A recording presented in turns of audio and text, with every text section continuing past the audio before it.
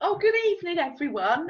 For those of you that don't know me, my name's Janice, and I'm the owner and creator of the Glamour Club. And we are pioneers and activists and catalysts for change. And we are redeeming communities and keeping them connected. We're an event that's going virtual, and we are the grand finale for Worthing Mental Health Awareness Week 2020. So we're providing an afternoon tea at 3. I will be going out with the town crier, delivering afternoon teas beforehand that have been kindly donated by the co-op. And as part of this, we're raising awareness around mental health. So that's enough about me. I would like to introduce you to my friend. Over to you, Simon. Can you tell the audience a little bit about yourself? Well, my name's Simon Laws. I live in Hove, Brighton. Been down here about 20 years. I run the Skinhead Reunion in Brighton, which I've been doing for 10 years. Before that, I was managing a band called X-Ray Specs that were a sort of iconic band of the punk era from the 70s. Polystyrene, who suffered from really bad bipolar. I could talk about that for hours. And before that, I was an actor for many years, from early 80s all the way through. You know, I did lots of TV and modelling and all that type of stuff.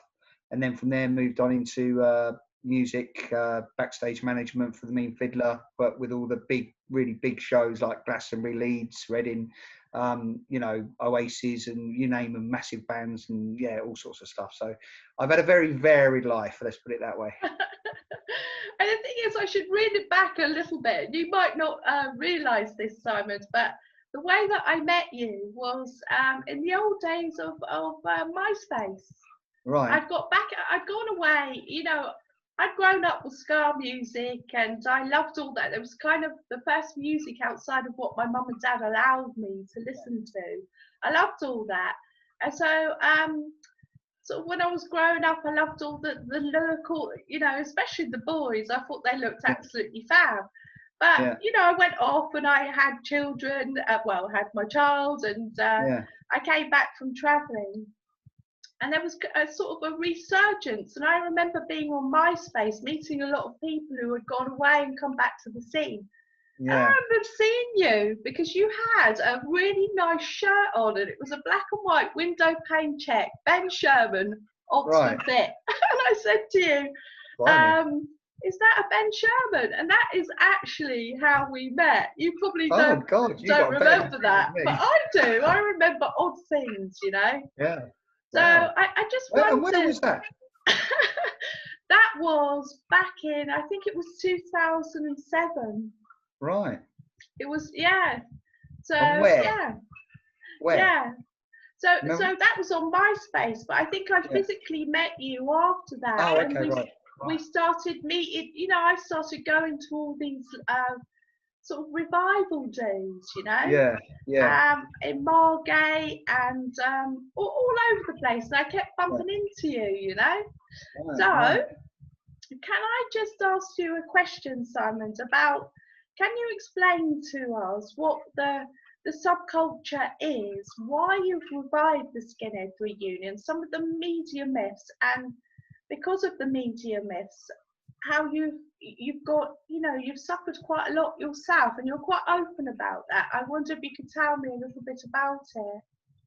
Well, I think really with the subcultures is basically in the 1980s, 70s and 80s, it was a really, really big thing. When you were at school, you had to choose your tribe. And I came from a very sort of quite a violent, rough area, and it was very multiracial. It was, you know, you had to sort of pack up really for your own protection.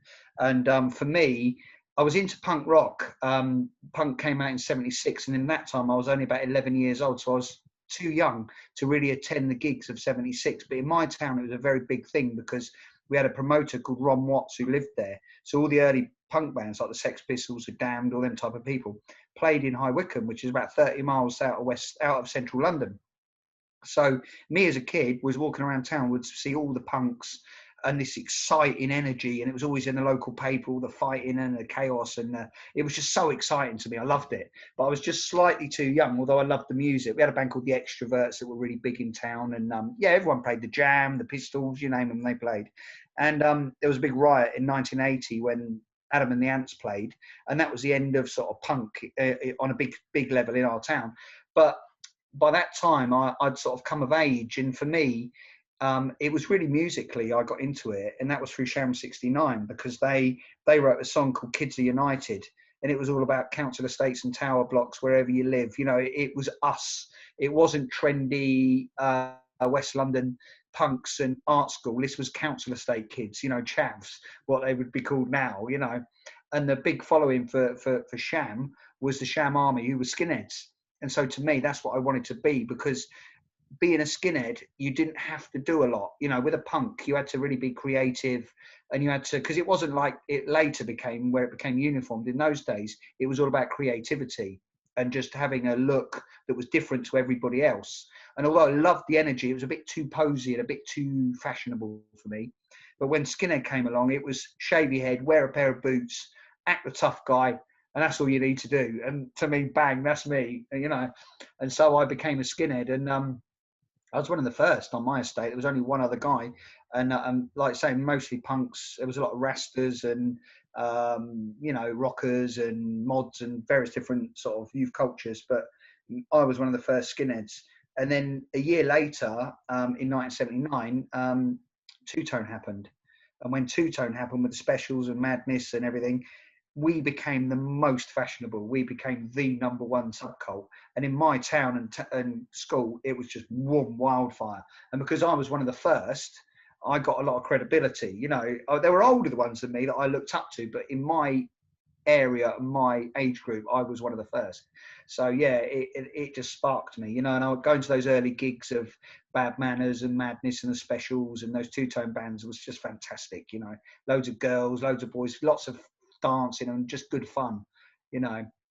And then, you know, as life went on, a lot of, by about 1982, 83, a lot of people dropped out of it because we started leaving school and getting jobs and girlfriends and all that sort of stuff. And so the numbers dropped a lot. And then you had, like you were saying about this media thing, it was the early days of, there was a lot of political instability going on at that time, and a lot of, you know, manipulation. And basically the National Front, who were a hard right-wing organisation of the time, they were trying to recruit the white working class to be their foot soldiers to create a revolution. And they were sort of, you know, modelling themselves on the early, you know, German Nazis, really. And it was all about get young kids to become Hitler Youth, to then join in the fight and cause chaos and blah, blah, blah, you know. And as a young lad, it was very easy to get succumbed into these things. You know, you could join a football hooligan gang and be Chelsea Yardmen, or you can be a West Ham or whatever, or you can be a National Front supporter. And so you just join gangs. But that never really caught on in my area, because we had a big black population and they were our friends. You know, my next door neighbour, Stephen Janice, came in from St Vincent. I've known him since he was literally in a cot. He was 4 years younger than me. And Brian Lewis over the road, Jacko's, you know, Peters, we had a big black community around us. So the whole right-wing National Front thing never really picked up where I am, you know. But as I carried on, you know, Oi music came along, which was a good sort of hard punk. And this sort of manipulation continued, and the media loved it. I always say this, is that you could have 2,000 people dancing at a two-tone gig, and it makes 2 lines in a newspaper, if at all, right? Have 5 people standing against the wall sniffing glue and Zeke Highland. That's front page on the Sun, and that's reality of why, you know, and that sells. You know, it's like bad boys sell pictures. You know, it's like if you save 10 people's lives, they'll write 2 lines about you. If you killed 10 people, they'll make a film about you. You know, and that's the reality of it all.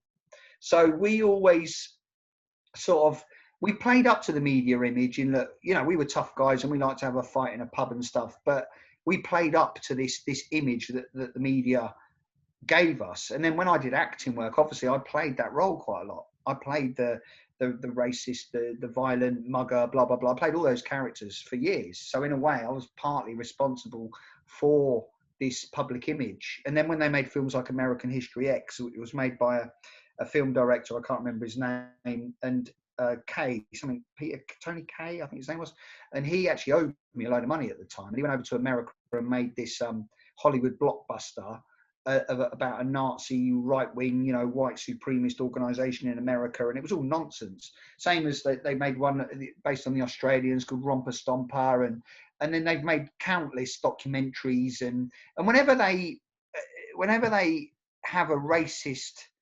character, they'll dress them as a skinhead, and it even became like almost what a racist looks like is a skinhead. Whereas, you can have a racist bus driver, you can have a racist school teacher, a racist policeman, you can have a racist, in fact, more racist people are probably from the elite, your judges and your public school boys, because they've never mixed with people of another race. Like with me, born and brought up together all my life. So to me, although we'd have a fight with a different group of people from whatever group they were, whether they be casual soul boys or whatever else, we would have a fight or have a little bit of a standoff with, but that was just normal kids growing up on estates. Nowadays they call it the ends, where they have a gang from the west side and a gang from the east side. It was exactly the same thing, but the media have fed this image all the time. I mean, even today, literally today, I had somebody write to me. They want me to do an article about Fred Perry, because in America there's a group called the Proud Boys, right? And there's some sort of right wing white supremacist type thing. I'm not sure, but they've been started wearing black Fred Perrys with yellow pips on them, right? And they want my opinion on Fred Perry and how it interrelates with youth culture. But what they're interested in is the white power thing. And how can I say, well, we're nothing to do with that? They're always trying to label it on us. And I personally, I'm an arrogant twat. I always have been. And I will never go down without a fight. So I will always stand up and oppose these views. It's like, no, I will tell you the true story. And this is the true story. And me, different to many other people, my friend was an obsessive photographer growing up. So I've got absolute proof for decades of my youth and growing up. There it all is. And so that, they can't ever accuse me, and I can't ever accuse me of being a liar, because there it is all true in front of us, So, yeah, and I think as time's gone on. I know that about you, Symond, yeah. and that's why I've always supported you. Yeah, so, yeah. So the subculture died because of all this infiltration of the people that, so everyone sort of went away from the subculture because it wasn't what it began like. Yeah, exactly. But can you just explain to me, Symond, how you resurge it? How you have taken the reign on this sort of revival again? Well, again, it was like you were talking about MySpace, and I'll tell you the true story is a girl wrote to me from America, a black girl called Tiffany. And she wrote to me out of the blue and said, "Are you the guy in all these pictures?" And this is in the days of MySpace. And she showed me these pictures. I said, yeah, that was years ago. She went, "Oh, in America, you're a legend. We all want to know who you are," and blah, blah, blah. So it sounds a bit egotistical, but I started joining these Facebook, these MySpace groups and talking about the photographs and the stories and that. And they were fascinated by it all, and really were interested. And then as the sort of internet picked up, so more and more people started clicking in, and people get invited in, and it was a nice thing, because what I realized is how it spread across the world. Because although with us, raving came along in '89 and a new energy came, 1989 ecstasy and a new rave, a new era came, and our 1980s of being sort of, street gangs in council estates just went out the window, and all of a sudden we were traveling across Europe and going to Ibiza and hanging out with beautiful middle-class girls and things like that, and it was a different world, but the subculture that we created, which really is an amazing subculture, because there's so much levels to it. There's the music, there's the fashion, the style, there's the camaraderie, there's all the moralistic beliefs and views we have. We're a bit like a soldiers, really, when you join an army and you have to live by rules and regulations which are built into it, whereas with skinheads we created that ourselves, and you had to be a bit of a tough kid to do it. You had to deal with all the banter and all the, you'd have to have a bit of a fist fight if it needed, but you'd also have to have a very strong personality, whether that be you're a great comedian or a very caring person or stupid one or a driver or whatever it was. You were all little pieces of a jigsaw, and it was hard work being accepted, because it was only really people you knew that would absolutely back you up 100%, and you would for them to actually be accepted. There were people who could buy the clothes and get a tattoo, but they were never really accepted unless they'd done their bit of their bit of apprenticeship, But so being introduced back into it through the internet and finding out there was this still passionate interest about it, I sort of, started getting a bit into just basically reminiscing and telling all the old stories. And then what happened is when I bumped into a mate of mine, and he's a guitarist and manager of a band called Cock Sparrow, who are one of the biggest in the punk scene now. And he said to me, "Oh, come with us. We got all these gigs all over the place." And I went, "Oh, right, yeah, I'll do that." So I jumped on with them, and we went off touring around Europe and America and places. And I'd just broken up with a Mean Fiddler, big music organisation. They'd sold out to Live Nation. And he said to me, "Do a punk festival."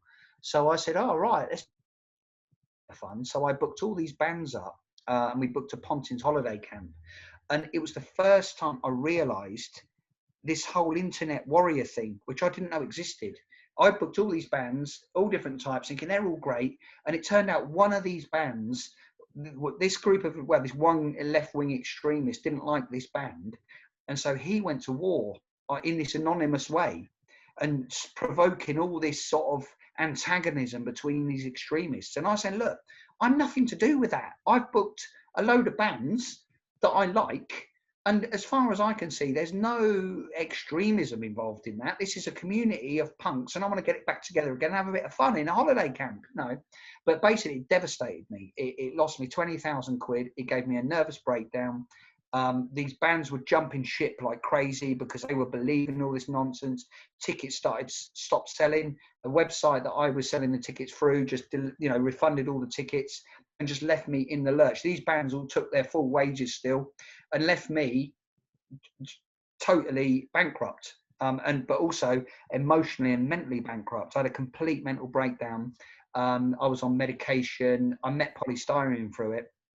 Polly was Hare Krishna, but she also suffered very, very seriously with bipolar to extremes. I mean, she would literally, one day she'd want to rule the world, the next day she'd want to work in Tesco's, and then she'd be seeing aliens and all sorts of crazy stuff, because she was really highly medicated. And then she would drop down. She wouldn't be taking her medication properly, so it'd be high and low. And I was trying to work with her to do this show, which we did in 2008, I think it was.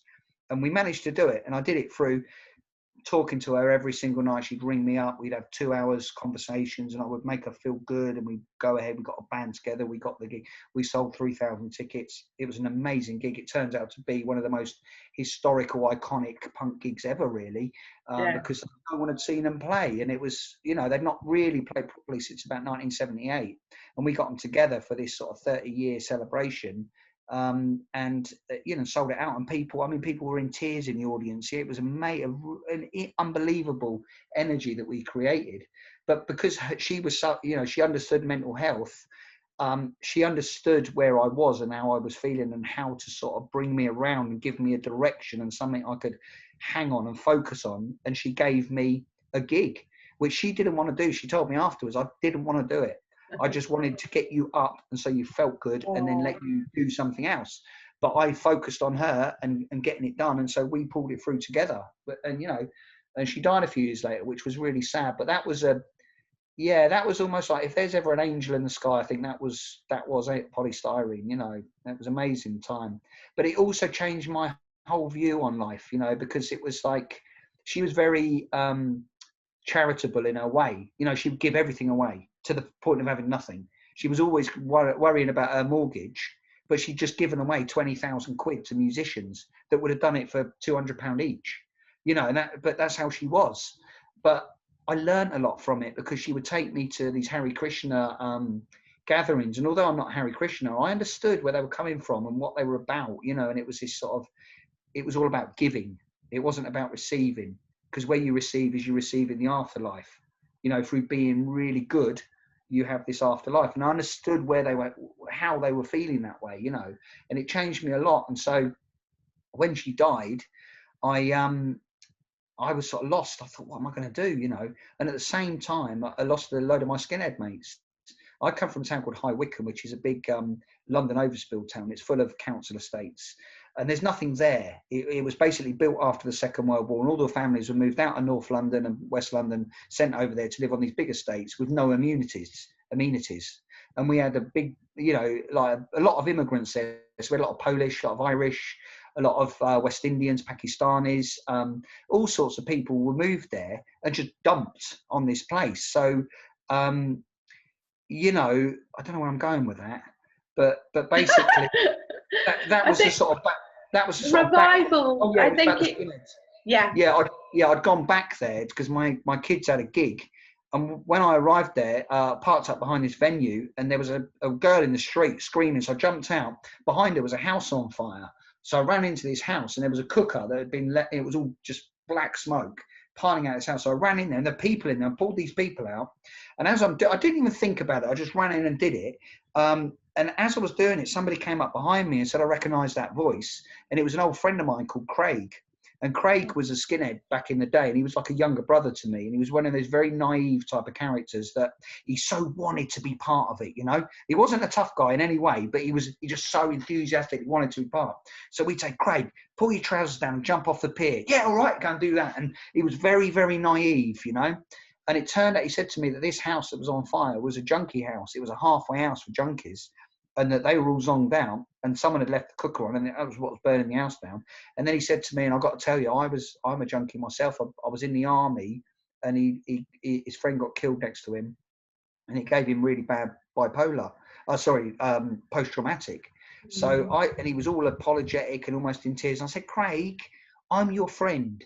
I don't, you know, I know you. You don't need to, you know, like make excuses up, whatever. I said, I was off to South America the next day, and when I come back, you come down to Brighton. I'll introduce you to my brother who was counselling soldiers coming back from the Gulf at the time. I said, you know, talk to my brother. He knew my brother anyway, and he was, yeah, I can't wait, brilliant. I'll definitely do that, and so lovely to see you. It's so nice to see a real friend, and you know, and he was so like apologetic. I said, Craig, when I get back, definitely 100% you'll come to Brighton, and I will help you. I went to South America. A week later, I got an email to say he died, and I don't know if it was drink or drugs and some sort of overdose, and he died. And I was absolutely devastated. I'm sitting in South America, you know, in a beautiful, warm, lovely place, really just living the life of Riley. And there's one of my best friends who's died in a bedsit through self-abuse. And I thought, I can't just ignore this. I can't let that go. So I got on the internet and I said, right, like I told you, met me at that Margate thing, I think a year before, and there were a few internet groups that are popping up and people talking about we should have a meeting and all that. And I said, right, I'm doing one. We're going to have a skinhead reunion in Brighton, and I'm going to invite everybody, right? I don't want none of the politics, none of the bullshit that tore us apart in the 80s. It's all of us. If you've got the heart for it, you're welcome, all right? I want no aggression, no animosity, no them and us, no left wing, right wing, none of that. We get together, we get some DJs, we get some bands, and we'll have a party, and we'll celebrate it. And it was free. I said, everyone's welcome. So we had DJs volunteer to play. We had a couple of bands volunteer to play, and we did it. And that was our first one. And we invaded a bar on Brighton Beach called the Volks. You know, it was packed. We overwhelmed their bar. I mean, we sold it out, you know. And of course, the next year they were aching to have us back because they'd made so much money out of it. And so by then the word had got around, and I missed it. I want to come, and I want to come, and I want to come. And it just spread, and we had bands get in touch. So we had to then sort of pay a few bands, get a PA, pay for security. It became a proper event. And that was in 2000, started in 2011. So by 2012, it became a proper event. And so from that point on, it's just grown and grown and grown. And I've just sort of, I've been the shepherd in a way, is a way to describe it. I've pulled everyone together. Some people won't play. They're so obsessed with this division that they think, oh, if I go there, I'm on that stage with that person, that one's in the audience, and I can't do it because it'll upset my festival in Europe. I won't get paid big money in Blackpool. I won't get big pay, whatever. They won't come. You know, they're happy to play for skinheads at a punk festival, but they won't play at a skinhead festival because it scares them, you know. But we've all got a choice. You know, some people come from the real depth of it And to me, it was never about being a rock star. It was never about being famous or anything. It was about my friends and my protection and my family, which they became, which they were. They were my street family, more family than I've ever had, really. I mean, so, you know, so connected and so loyal. Even to this day, I might not see him for 5 years, and I see him, it's like 2 seconds ago, the last time we met, because we've got this psychological connection that we will die for each other, literally. And we, you know, we have done. And that's why it's all about. It's love. And so I've run the Skinhead reunion with that attitude. It's not about hate. It's about, you know, in the old days, they would, some of these, you know, extremist groups and stuff, they would sort of like unify to hate somebody else, right? Mine is not about that. Mine is unity to love ourselves and to share that with other people and to welcome people in. And you came to the reunion last week, and you saw the love there, you know? Yeah, it's incredible. You know, I spoke to one of the bar managers today, literally bumped into him, and he said, you know what? When everyone piled into his pub on the Thursday night, the pre-party, the bar staff were a bit scared, and they said after the first round they were totally relaxed. And he said to me, "That's "That's the media myth again, isn't it? Following." He said to me, "That's the only time I can," and he's been a landlord for many, many years. He said, "That's the only time I can ever remember seeing a bar absolutely full of people, all smiling and all singing along to one song." He said it was amazing. He said even all the locals that were there, who were a bit scared, within a drink, were all part of it. And he said it was an amazing, amazing experience. They were backing up the dorm and when with the drunks outside and things like that. He said it was incredible. And this is what we've done. You know, over these years, we've changed that whole focus. Whereas when we were kids, we wanted to be a gang and have a fight with another gang. Now we're not. We're a community. We want to pull people together.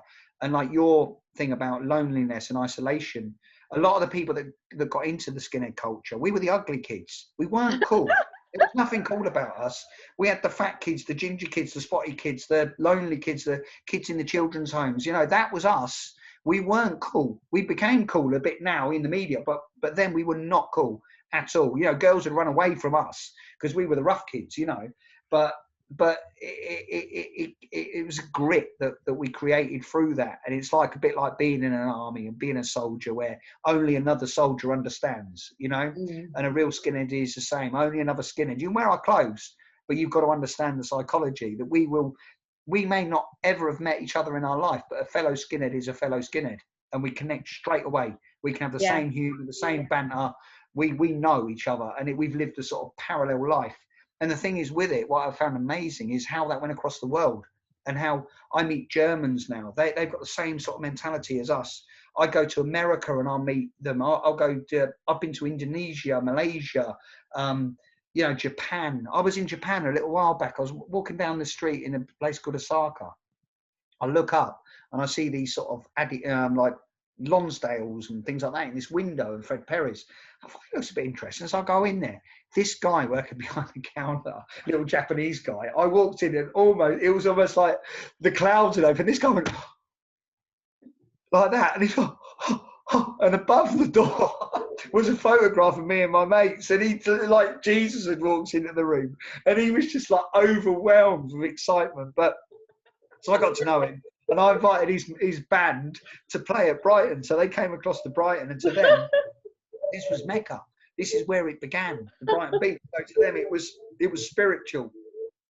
And that's what inspires me to carry on, you know, things like that, those moments. And every year we'll get one. There'll be some amazing experience that, like, I'll tell you another one. These two guys I met last year.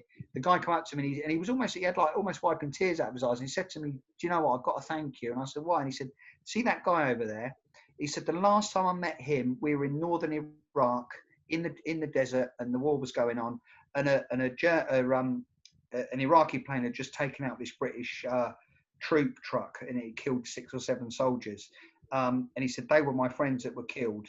And that guy over there, his job was to come over and pick up the bodies and the burnt out trucks and turn back." That's where they met each other, right? And the first time they'd seen each other again was at the Skinhead reunion. you know, and they were so overwhelmed with emotions that they'd met each other there. And it was around there's lots of ex-soldiers there. You know, we have guys that grew up in West and East Belfast, you know, from the Protestant and Catholic community. They're both in Brighton.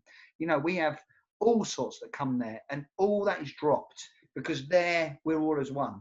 And this is just something I could never have planned that. How could you plan something like that? But that's you've done really well, Symond, you know, because you are the figurehead now for that subculture. And as a leader, you know, you have to have a lot of different qualities, but I can tell, Symond, and I you know, the passion that you talk about.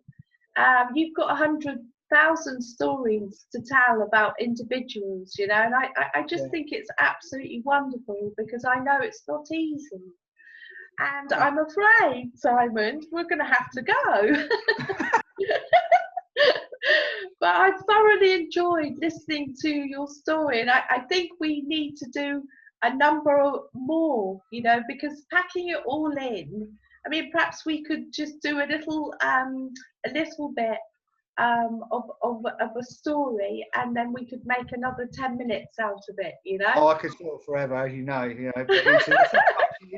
You know, compressing 40 years into 10 minutes is difficult. Yeah, it's very difficult, isn't it? But anyway, Symond, can I just ask why you like the concept of the Glamour Club? Well, you know, I think, you know, as we get older, however much social I am and in the life I've lived, you still get isolated. And, you know, and the skinhead reunion is the same type of idea, really. It's about pulling people together. And there's a lot of people, you know, as you get older, your friends die, relationships break up, kids fly, you know, you do find yourself isolated, and it's not so easy to just go out and make a friend. We can all make acquaintances, you know, we can talk to someone at the bus stop, but to actually make real friends and connect, you know, because I'm fortunate in that I am very outgoing and very sociable, but even I get alone. I get alone a lot, you know, and there's a lot of people I meet that I feel, you know, I just feel it's a brilliant thing to do, and we need to force it because, you know, and I think as modern day's gone on with all the internet and everything, it's great in one way, you can relate across the world, but it also makes everything quite superficial, and there's nothing that can compare to actual physical meeting. Yeah, and laughing and sharing and connecting, you know, and what you're doing is amazing, and that needs to be encouraged.